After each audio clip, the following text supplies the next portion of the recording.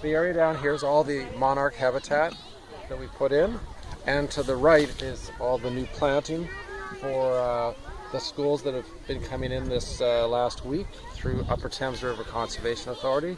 And down on the other side over here is the area where we piled all the spoil from the wetland excavation, and that has now been planted back into trees and wildlife shrubs to make it a bit more of a woodland type of environment, aside from just a few trees here and there, instead of a park-like, more like a natural woodlot.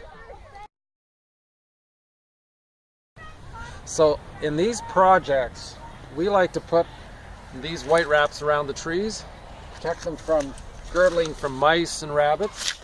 And the students were really good about doing that with all the trees. With shrubs, we don't do it, obviously, because if they get girdled, they'll just grow right back again. But with this tree and all the tall stock trees, they all get rodent guards on them. And really that provides a lot more guarantee of success rate than you would normally get, especially in a wild area like this. So one of the big points about this type of planting is good diversity, and Upper Thames River Conservation Authority came up with a plan that includes even elderberry. Great wildlife food and human food as well if a person came to pick them.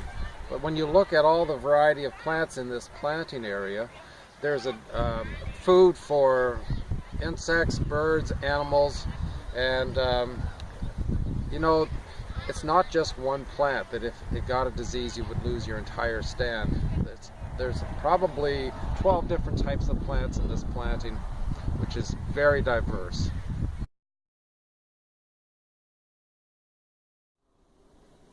So sometimes in a project like this, you run into material, in this case a tree that had died, standing up in front of me here, and I decided to have it excavated out and planted here right into the water to provide habitat for frogs and turtles, as well as birds who like to sit up on top of branches and dive into the water, and ducks and great blue herons and